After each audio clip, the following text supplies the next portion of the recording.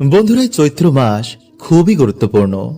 এই মাসে বন্ধুরা আমাদের কিছু কাজ অবশ্যই করা উচিত, কারণ এটি হচ্ছে বন্ধুরা বছরের শেষ মাস। এই মাসে আমরা যেভাবে চলবো, যা যা কর্ম করব, তাই আমাদের নতুন বছরে ভাগ্য গড়ে তুলবে। তাই এই মাসে ভগবান শ্রীকৃষ্ণের অত্যন্তই প্রিয় তুলসী গাছের কিছু নিয়ম পালন করলে তাদের সারা বছর বাড়িতে ভগবান শ্রীকৃষ্ণ ও মা লক্ষ্মী বিরাজ করে। যেমন এই মাস চলাকালীন তুলসী গাছের পাতা এবং শিকড়ের সামান্য কিছু কার্যে মানুষের ভাগ্য বন্ধুরা চমকে ওঠে। তারা সারা বছর মা লক্ষ্মীর কৃপায় সুখ শান্তি এবং সৌভাগ্যের মধ্যে কাটান। স্বয়ং মা লক্ষ্মীর কৃপায় তাদের আর্থিক উন্নতি কেউ আটকাতে পারে না। তাই অবশ্যই কিন্তু বন্ধুরা আপনারা ভিডিওটি পুরো দেখবেন। বন্ধুরা, শাস্ত্র বলছে যে যেই বাড়িতে তুলসী গাছ থাকে এবং প্রত্যেক দিন যারা তুলসী মায়ের পুজো অর্চনা করে, সেই বাড়িতে কখনো বাস্তু দোষ হয় না। কারণ সর্বদেব দেবীর বাস এই তুলসী মায়ের কাছে এবং স্বয়ং নারায়ণ এবং মা লক্ষ্মী তুলসী গাছের মধ্যে বিরাজ করেন।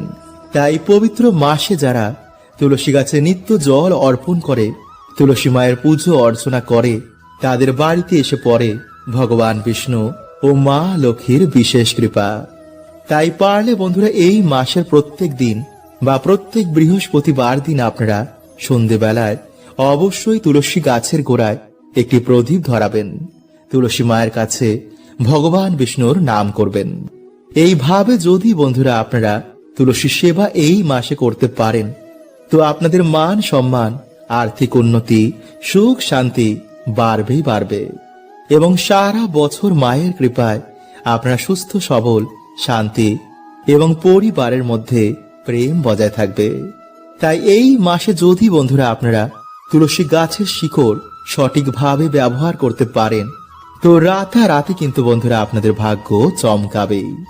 যেমন যাদের বাড়িতে নিত্য অশান্তি, রোগ ব্যাধি, যাদের পিছন ছাড়ে না, এমনকি গ্রহ দোষের জন্য যাদের আর্থিক উন্নতি কিছুতেই হয় না, চাকরি ব্যবসায় যারা সহজে উন্নতি করতে পাচ্ছেন না বা যারা চাকরি পাচ্ছেন না, তারা যদি এই মাসে তুলসী পাতা এবং তুলসী গাছের শিকড়ের এই তিনটি টোটকা আপনারা এই মাসে পালন করতে পারেন এবং যদি শ্রদ্ধা মনে আপনারা এই কার্যটি করার সময় আপনাদের মনোবাসনা বলেন, তো কথা দিচ্ছি বন্ধুরা আপনাদের আগের তুলনায় সুফল আসবেই আসবে এবং হতে পারে ভগবানের কৃপায় আপনাদের মনোবাসনা ভগবান পূর্ণ করে দিলেন। কিন্তু তার আগে বন্ধুরা আপনাদের জানা দরকার যে এই মাসে তুলসী গাছ বাড়িতে থাকলে কোন ভুলগুলো আমাদের এই মাসে একদম করতে নেই। কারণ এই সামান্য ভুলগুলো কিন্তু বন্ধুরা আমাদের বাড়িতে দুর্ভাগ্য ডেকে আনে। তাই অবশ্যই বন্ধুরা আপনারা একটু ধৈর্য সহকারে ভিডিওটি পুরো দেখবেন। তাই মাসে বন্ধুরা কিন্তু আপনারা তুলসী গাছের কাছে ভুলেও রাখবেন না এই 5টি জিনিস, নইলে কিন্তু বন্ধুরা আপনারা সারা বছরও বাড়িতে সৌভাগ্যের মুখ দেখবেন না। সংসারে ঝগড়া ঝামেলা অশান্তি এগুলো লেগেই থাকবে। তাই বাড়িতে বন্ধুরা তুলসী গাছ থাকলে কোন জিনিসগুলো আপনারা এই মাসে করবেন না এবং কোন জিনিসগুলো আপনারা তুলসী গাছের পাশে রাখবেন না, চলুন আমরা জেনে নিই। তার আগে বন্ধুরা ভিডিওটি একটি লাইক করে কমেন্টে হর হর মহাদেব ও জয় শ্রীকৃষ্ণ অবশ্যই লিখুন। বন্ধুরা, আমাদের হিন্দু ধর্মে সব থেকে পবিত্র জিনিসের মধ্যে একটি হচ্ছে এই তুলসী পত্র। ভগবান বিষ্ণুর পুজো কিন্তু এই তুলসী পত্র ছাড়া কখনোই সম্পূর্ণ হয় না। শাস্ত্র বলছে যে তুলসী শুধু একটি গাছই নয়, এতে ভগবান শ্রীকৃষ্ণের বাস হয়। তুলসী গাছ যেই বাড়িতে থাকে সেই বাড়ি থেকে সমস্ত রকমের বাস্তুদোষ, নেগেটিভ এনার্জিকে নাশ করে দেয়। তাই আয়ুর্বেদ বলছে যে তুলসী পাতা যদি রোজ সেবন করা যায়, তো মানুষের শরীর থেকে নানা রকম রোগ ব্যাধি এতে নাশ হয়ে যায়। তাই পবিত্র মাসে কিন্তু বন্ধুরা আপনারা প্রত্যেকেই সকালে ঘুম থেকে উঠে স্নান করে তুলসী গাছে জল অভিষেক করে তবেই কাজে যাবেন। এবং বাড়িতে যদি বন্ধুরা আপনাদের তুলসী গাছ থাকে, তো এই মাসে আপনারা কোন কাজগুলো করবেন না এবং তুলসী গাছের পাশে কোন জিনিসগুলো থাকলে তা আজই সরিয়ে ফেলবেন, চলুন আমরা জেনে নিই। নাম্বার 1, বন্ধুরা, সন্ধেবেলায় আপনারা কিন্তু তুলসী পুজোর সময় কখনো তুলসী গাছের ওপরে জল অভিষেক করবেন না। তুলসী গাছের গোড়ায় কিন্তু আপনারা জল নিবেদন করবেন এবং তুলসী পত্র চয়ন করার সময় অবশ্যই কিন্তু আপনারা মাতা তুলসীর কাছে এবং ভগবান বিষ্ণুর কাছে অনুমতি নিয়ে তবেই কিন্তু আপনারা তুলসী পত্র চয়ন করবেন। এবং তুলসী পত্র কিন্তু আপনারা কখনোই নখ দিয়ে ছিঁড়বেন না। আপনারা পাতাটিকে 2 আঙ্গুলের মাঝে রেখে তারপর ছিঁড়ে ফেলুন। নাম্বার 2, বন্ধুরা, আমাদের বাড়িতে যেখানে তুলসী গাছ থাকে তার আশেপাশে কিন্তু আপনারা ভুলেও নোংরা আবর্জনা একদম ফেলবেন না। কারণ শাস্ত্র বলছে যে বন্ধুরা, তুলসী গাছের কাছে স্বয়ং মা লক্ষ্মী এবং নারায়ণের বাস হয়। তাই আমরা যেখানে প্রত্যেক দিন প্রদীপ ধরাই, প্রত্যেক দিন যেখানে জল নিবেদন করি, সেই জায়গা কিন্তু বন্ধুরা আপনারা একদম নোংরা করবেন না। কারণ নোংরা জায়গায় কিন্তু কোনো দেবদেবী কখনো বাস করেন না। আর মা তুলসী দেবী হচ্ছে একজন পবিত্র দেবী, তিনি কখনো কিন্তু নোংরা জায়গায় বাস করেন না। ফলে এমন বাড়িতে দেখবেন যে তুলসী গাছ ঘন ঘন মারা যাচ্ছে। কারণ সেই বাড়ি থেকে বন্ধুরা ভগবান বিষ্ণু, মা লক্ষ্মী এবং তুলসী দেবী বাড়ি থেকে চলে যান। ফলে সেই পরিবারে নেমে আসে চরম দারিদ্রতা, অশান্তি এবং ঝগড়া ঝামেলা।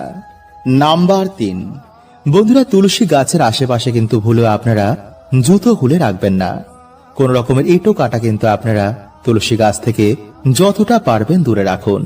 এমনকি স্নান করে এসে তবেই কিন্তু আপনারা তুলসী গাছে হাত দেবেন।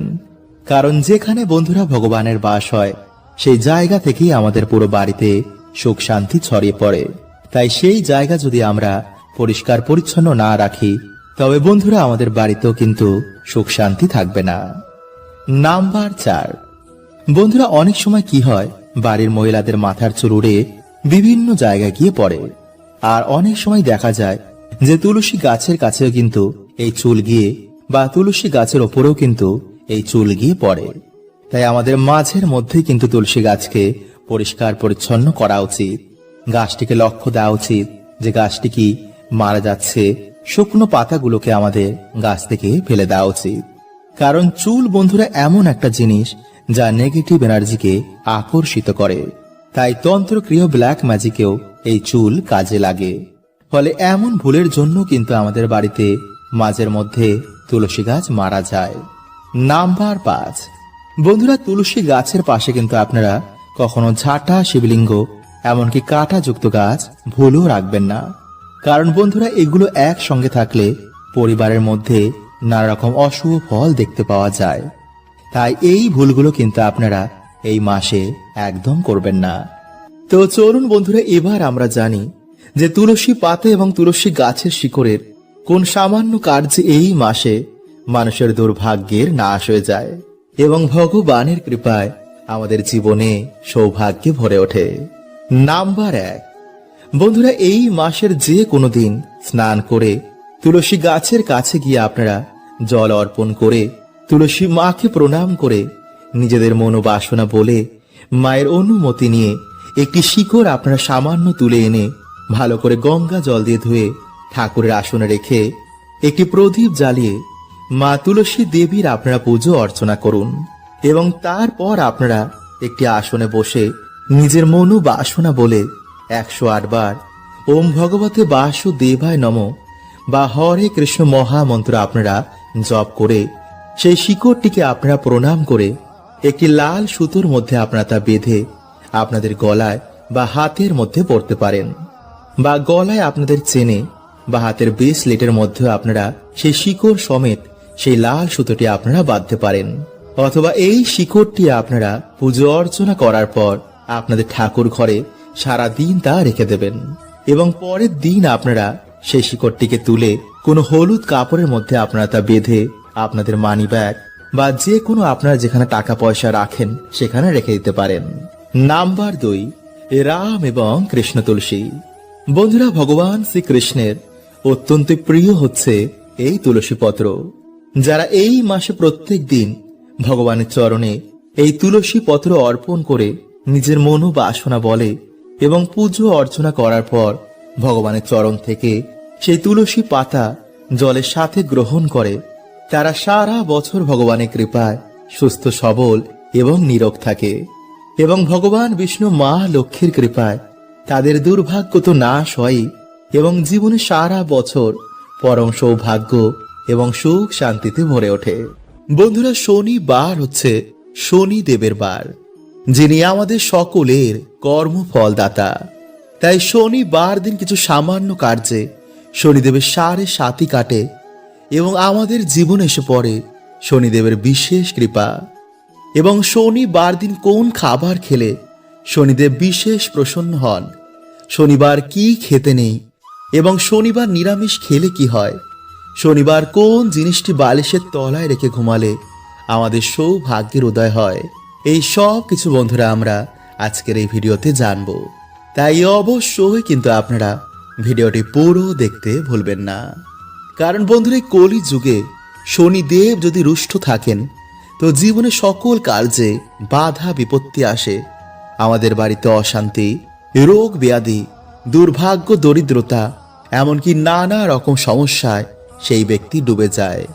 তাই এই মাসের এই বড় শনিবার বন্ধুরা আপনারা এই সামান্য কার্যগুলো করতে একদম ভুলবেন না। বন্ধুরা, আপনারা সকলেই জানেন যে শনিদেব হলেন আমাদের কর্মফলের দেবতা। আমাদের করা প্রত্যেকের কর্মফল তিনি প্রদান করেন।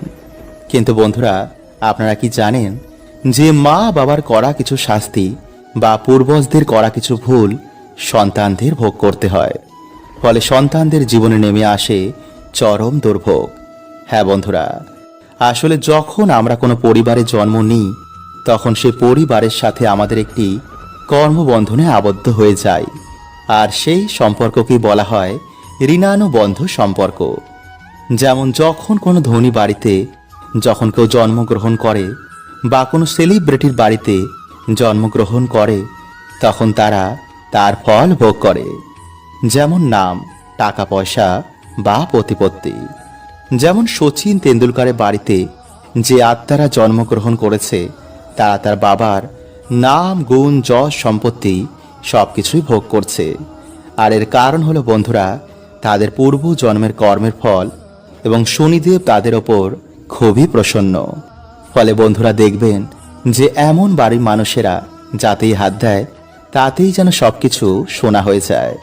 আবার অপরদিকে এমনও বাড়ি রয়েছে যে সেই বাড়ির মানুষেরা যতই চেষ্টা করুক না কেন কিছুতেই সেই বাড়িতে বন্ধুরা উন্নতি হয় না। আর এর প্রধান কারণ হলো বন্ধুরা সেই বাড়িতে কোনো দোষ রয়েছে। তাই বন্ধুরা আজকের এই ভিডিওতে আমরা জানবো সেই দোষগুলোর ব্যাপারে। তাই বন্ধুরা আপনারা অবশ্যই কিন্তু ভিডিওটি পুরো দেখতে ভুলবেন না। হতে পারে এই ভিডিওটি আপনার জীবনের সমস্ত সমস্যার সমাধান করে দেবে। এবং ভিডিওটি বন্ধুরা একটি লাইক করে কমেন্টে হর হর মহাদেব এবং জয় শ্রীকৃষ্ণ অবশ্যই লিখুন। নাম্বার 1, মানসিক পূর্ণ না করা। বন্ধুরা দেখবেন যে যখন আমরা কোনো বিপদে পড়ি তখন আমরা বিভিন্ন রকমের মানসিক করে ফেলি যে প্রভু আমি তোমার এই জিনিসটি দেব, বা এই মন্দিরে গিয়ে আমি তোমার পুজো দেব। কিন্তু যখনই বন্ধুরা আমরা ঠিক হয়ে যাই তখন আমরা ভুলেই যাই যে কি মানসিক করেছিলাম। আর এর ফলস্বরূপ বন্ধুরা যখন আমাদের মৃত্যু হয়ে যাবে তখন সেই ঋণ আমাদের ওপরে চেপে যায়। ফলে সেই ঋণ থেকে মুক্ত না হওয়া পর্যন্ত আমাদের আত্মা মুক্তি পায় না। ফলে সেই পরিবারে দেখা দেয় তখন বিভিন্ন রকমের সমস্যা। আর একেই বন্ধুরা বলা হয় পিতৃদোষ বা দেবতাদের দোষ। ফলে সেই মৃত ব্যক্তি বন্ধুরা তখন সেই বাড়িতে বিভিন্ন রকমের সংকেত দেয় যাতে আপনি তার মুক্তির ব্যবস্থা করেন। তাই বন্ধুরা এই মানসিক কিভাবে কাজ করে, কারা আপনার মানসিক পূর্ণ করায়, এই তথ্যটি যদি বন্ধুরা আপনারা শোনেন তো চমকে উঠবেন। তাই বন্ধুরা একটি নতুন ভিডিওতে আমি এই বিষয়ে আপনাদের জানিয়ে দেব। নাম্বার 2, বন্ধুরা যদি আমাদের কোনো পূর্বজ কাউকে ঠকায় যার ফলে তাদের পরিবারে অনেক বড় ক্ষতি হয়ে যায়, বা এমন কিছু করে ফেলে যাতে দেবতারা তাকে ক্ষমা করেন না, তো বন্ধুরা এমন ব্যক্তিও কিন্তু মুক্তি পায় না। আর এর ফলস্বরূপ পুরো বংশকে ভোগ করতে হয় পিতৃদোষের সমস্যা। বা যদি আমাদের বংশে কখনো কেউ অভিশাপ দেয়, তো বন্ধুরা এর ফলও কিন্তু আমাদের পুরো পরিবারকে ভোগ করতে হতে পারে। আর এর ফল প্রদান করেন স্বয়ং শনিদেব। কিন্তু বন্ধুরা এই সব কিছু থেকে বেরানোর একমাত্র উপায় হচ্ছে দান, সৎ কর্ম এবং ঈশ্বরের ভক্তি। তাই যখন আমাদের ডাক ঈশ্বরের কাছে পৌঁছে যায়, তখন আমরা এই সব কিছু থেকে, সব কর্মবন্ধন থেকে আমরা বেরিয়ে যাই। বা যদি কোনো পুণ্যবান আত্মা আমাদের বাড়িতে আগমন হয়, তো বন্ধুরা এই দোষও কিন্তু তখন কেটে যায়। যেমন দেখবেন বাচ্চা হওয়ার পর বা বিবাহের পর কোনো কোনো মানুষের ভাগ্য হঠাৎ করেই পাল্টে যায়, তারা হঠাৎ করেই সৌভাগ্যশালী হয়ে যায়। বন্ধুরা আজকের এই ভিডিওতে আমি যে টোটকাগুলো আপনাদের জানাবো, তার মধ্যে যে কোনো একটি টোটকা যদি আপনারা কালকের দিনে করতে পারেন, তো বন্ধুরা দেখবেন আপনারা শনি মহারাজের কৃপায় আপনাদের জীবন থেকে সকল বাধা বিপত্তির কেমন নাশ হয়েছে। আসলে বন্ধুরা যদি আমাদের জীবনে শনিদেবের সাড়ে সাথী বা বক্র দৃষ্টি চলে, তো সেই মানুষটিকে বন্ধুরা বিভিন্ন রকমের সমস্যার সম্মুখীন হতে হয়। তাই বন্ধুরা আজকের এই ভিডিওতে আমরা জানব যে সমস্যা থেকে আপনারা কিভাবে বাইরে বেরোবেন এবং কোন লক্ষণগুলো দেখে আপনারা বুঝবেন যে আপনাদের ওপর শনিদেবের সাড়ে সাথী বা বক্র দৃষ্টি চলছে কিনা। তাই অবশ্যই কিন্তু বন্ধুরা ভিডিওটি পুরো দেখতে একদমই ভুলবেন না। তার আগে বন্ধুরা ভিডিওটি একটি লাইক করে কমেন্টে হর হর মহাদেব ও জয় শ্রীকৃষ্ণ অবশ্যই লিখুন এবং সাথে আপনারা একবার লিখুন জয় শনিদেব। নাম্বার 1, বন্ধুরা কর্মজীবনে আপনি বারে বারে কঠিন পরিস্থিতির শিকার হচ্ছেন। যদি বন্ধুরা আমাদের জীবনে শনিদেবের বক্র দৃষ্টি এসে পড়ে, তো বন্ধুরা হওয়া কাজও আমাদের বিভিন্ন কারণে ভেঙে যায়। হঠাৎ করে আমাদের কর্মজীবনে ধস লাগে, চারিদিক থেকে আমরা দেনার দায়ে ডুবে যাই, সবার কাছে হঠাৎই যেন আমরা খারাপ হয়ে যাই। হঠাৎ করে আমাদের চাকরি চলে যায়, ব্যবসাতে কিছুতেই আমাদের উন্নতি হয় না, বাড়িতে ঝগড়া ঝামেলা অশান্তি রোগ ব্যাধি এগুলো ঘিরেই থাকে। আর বন্ধুরা এই সব কিছু হয় শনিদেবের সাড়ে সাতির জন্য। নাম্বার 2, ধীরে ধীরে আমাদের শরীর থেকে আকর্ষণ মানে উজ্জ্বলতা কমে যাচ্ছে। মানে বন্ধুরা এখানে কিন্তু আমি কোনো কালো বা ফর্সার কথা বলছি না। দেখবেন বন্ধুরা যার উপর দেব কৃপা হয়, সে কালো হোক বা ফর্সা, তাকে দেখেই মানুষ তার কথায় আকর্ষিত হয়ে যায়। কিন্তু যার উপর দেব কৃপা থাকে না, তার অরা ধীরে ধীরে কালো হয়ে যায়, ফলে তাকে দেখে মনে হয় বন্ধুরা সে যেন অসুস্থ। আর এগুলি বন্ধুরা আমাদের কিছু ভুলের জন্য হয়, যা আমি একটি আলাদা ভিডিওতে আপনাদের জানিয়ে দেব। তাই চলুন বন্ধুরা এবার আমরা জেনে নিই যে সমস্যা থেকে আপনারা কিভাবে বেরোবেন। নাম্বার 1, প্রতিদিন হনুমান চল্লিশা পাঠ করলে বা মঙ্গলবার দিন কোনো হনুমানজির মন্দিরে গিয়ে হনুমানজির পুজো অর্চনা করলে বা বাড়িতেই হনুমানজির নামে একটি প্রদীপ জ্বালালেও বন্ধুরা শনিদেব আমাদের ওপর থেকে তার বক্রদৃষ্টি সরিয়ে নেন। কারণ শনিদেব হনুমানজিকে নিজে বলেছেন যে তিনি তার ভক্তদের ওপর কখনো বক্রদৃষ্টি দেবেন না। নাম্বার 2, শনিবার দিন কোনো শনি মন্দিরে গিয়ে সামান্য সর্ষের তেলের একটি প্রদীপ জ্বালালেও এবং ভগবানের প্রিয় প্রসাদ যেমন সাদা বাতাসা ও সাদা যে কোনো সুগন্ধি ফুল দিয়ে ভগবানের পুজো অর্চনা দিলেও শনিদেব খুবই প্রসন্ন হন। নাম্বার 3, গরু কুকুর ও কাককে যদি আমরা তিল মিশ্রিত খাবার খাওয়াই, তো শনিদেব বন্ধুরা এতেও কিন্তু খুবই প্রসন্ন হন। বন্ধুরা আজ রাতে আপনারা কিছুটা কালো তিল, 9টি অরহরের ডাল এবং 9টি লবঙ্গ কালো কাপড়ে বেঁধে আপনাদের মাথার ওপর থেকে অ্যান্টি ক্লকওয়াইজ 7 বার ঘোরাবেন এবং ঘোরানোর সময় বন্ধুরা ওম শাম শনিশ্বরায় নমঃ এই মন্ত্র আপনারা 7 বার পাঠ করবেন এবং তারপর সেই জিনিসটি আপনারা আপনাদের বালিশের তলায় রেখে রাতে ঘুমাবেন এবং পরের দিন আপনারা বাড়ির আশেপাশে যে কোনো একটি অশ্বত্থ গাছের তলায় এগুলি রেখে আসবেন এবং অশ্বত্থ গাছকে আপনারা আপনাদের মনের বাসনা এবং যে দুঃখ দরিদ্রতায় আপনারা আছেন তা অশ্বত্থ গাছকে বলবেন দেখবেন বন্ধুরা, সেই রাতেই হয়তো আপনাদের স্বপ্নে শনি মহারাজ আসবেন। তাই চলুন বন্ধুরা, এবার আমরা জানি যে শনিবার কি কি খাওয়া উচিত এবং কোন খাবার এই দিনে খেতে নেই। বন্ধুরা, শনিবার দিন মুগ ডাল, পনির, লাউ, উড়দ ডালের খিচুড়ি এবং কালো তিল খাওয়া অত্যন্তই শুভ। কিন্তু এই দিনে বন্ধুরা, কালো তিল এবং লবণ বাড়িতে ক্রয় করে আনা মোটেও শুভ নয়। এবং যে শনিবার আপনারা শনিদেব পুজো আরাধনা করবেন, পারলে সেই দিন অবশ্যই নিরামিষ আহার গ্রহণ করুন এবং সর্ষের তেলের বদলে আপনারা এই দিনে পারলে সাদা তেলে রান্না করুন। এছাড়া এই দিনে আপনারা বেশি করে তেল মশলাযুক্ত খাবার খাবেন না, আমিষ খাবেন না, পেঁয়াজ রসুন এবং পোড়া জাতীয় খাবার থেকে আপনারা এই দিনে দূরে থাকুন। এছাড়া মসুরির ডাল না খেয়ে ভিডিওতে বলাই সামান্য কার্যের মাধ্যমে যে কোনো শনিবার আপনারা বাবার আশীর্বাদ নিন এবং ভক্তি মনে আপনারা বাড়িতে হরে কৃষ্ণ মহামন্ত্র, মহামৃত্যুঞ্জয় মন্ত্র এবং হনুমান চল্লিশা আপনারা পাঠ করুন। এছাড়া শনিবার দিন লোহার জিনিস দান করা, অন্ন বস্ত্র দান করা বা কোনো পশু পাখির সেবা করায় শনিদেব অত্যন্তই প্রসন্ন হন। তাই বড় শনিবার বন্ধুরা আপনারা এই সামান্য কার্যগুলো করতে একদম ভুলবেন না। হরে কৃষ্ণা, ওম নমঃ শিবায়।